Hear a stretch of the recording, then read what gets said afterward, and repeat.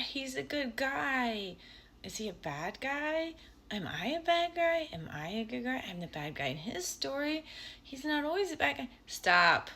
We've got to actually talk about the psychology of things, um, at least to the degree that licensed mental health counselors talk about it, where internal family systems, IFS, is a therapy system that sees and treats the different parts of you, like your child self, your angry self, and they can be really specific parts. The part of me that over-identified with my father's grief, like there could be a lot of different parts of you, depending on how complex your trauma, right? You have to also see your adversary or your partner.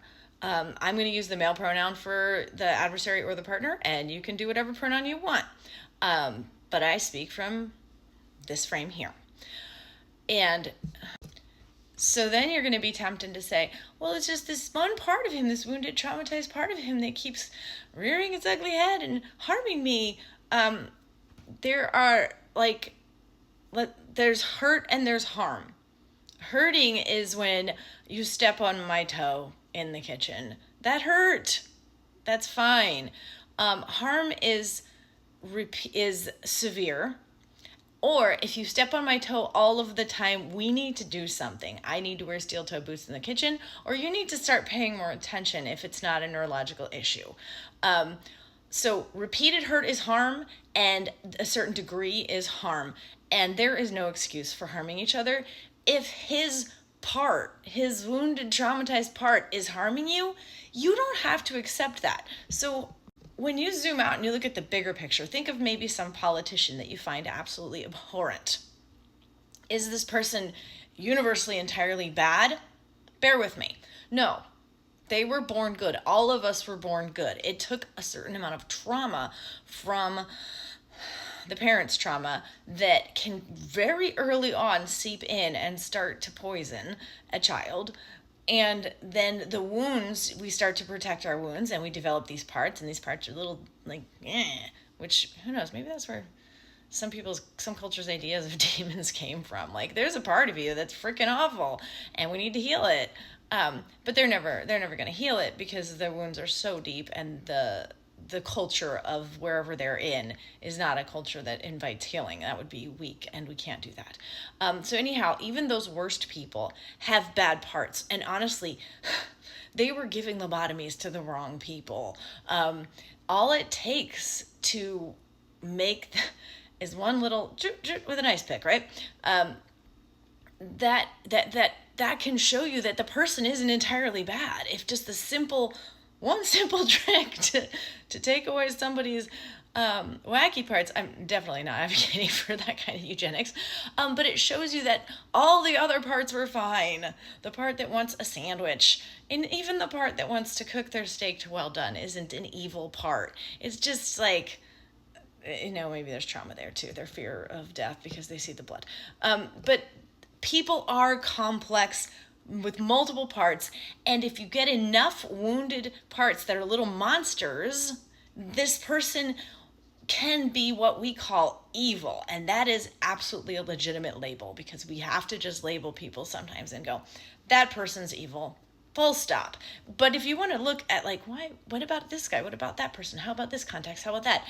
There are parts of that politician that are evil. And at this point, pretty much most of that person's parts have been poisoned completely. There's very little left of the parts that are attached to the ego, the parts that make choices every day, the parts that affect that person's life every day. They're all rotten. But that brings me to my other point. Think of it also in terms of rot. A person's body is okay. A person's brain is okay.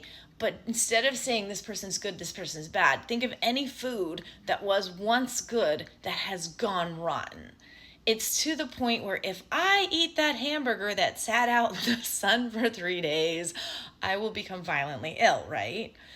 So similarly, ingesting someone else's energy that is rotten can have a really bad effect on us, and causing extreme negative reactions. And I have that video that's like, that talks about how men can make women physically ill just by their emotional abuse.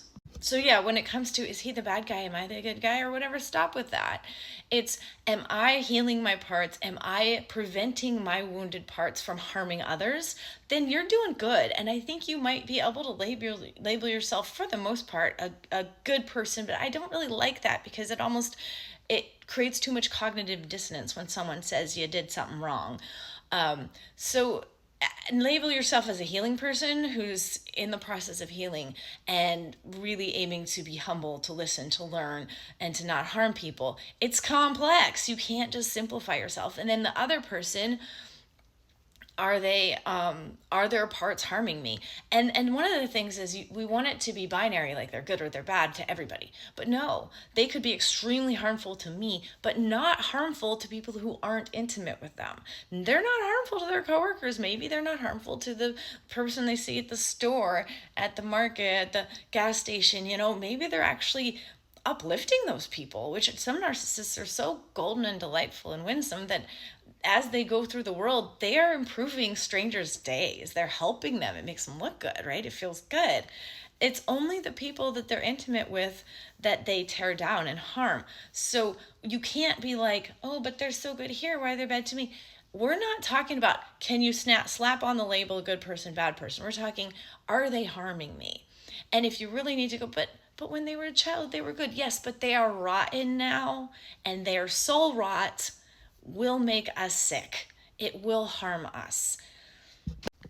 If you and I are healing, and that person doesn't have the insight to address their harm, or if they are just beginning to address their harm and beginning to heal, but it is going to, like, I think I have probably done parts work with 100 different parts, plus the EMDR, plus the CRM, other forms of therapy. So it's taken me years of therapy to get as healed as I am today. And I'm not saying that I'm healed enough to be safe to be someone's partner. I'm not saying I'm not going to be harmful to you. And that is okay if you don't want to be my partner, because you're like, ooh, you still have a lot of wounded parts that you're going to need to work on that still might, rear their ugly heads and harm me. So it's okay for us to say to this person who's just beginning their healing journey, like, good for you. I'm so glad you're healing. I'm not punishing you, but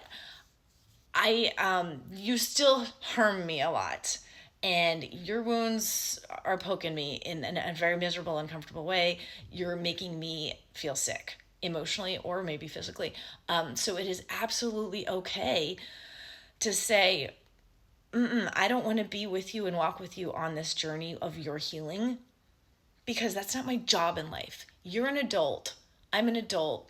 And we both should have started this healing a long time ago. Our frontal lobes were done when we were age 24, 25, right?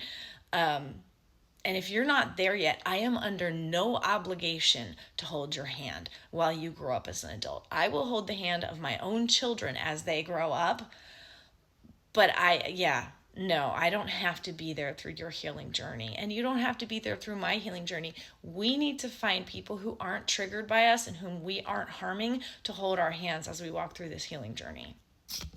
And for the ones who aren't healing, let's leave them behind, kick them to the curb.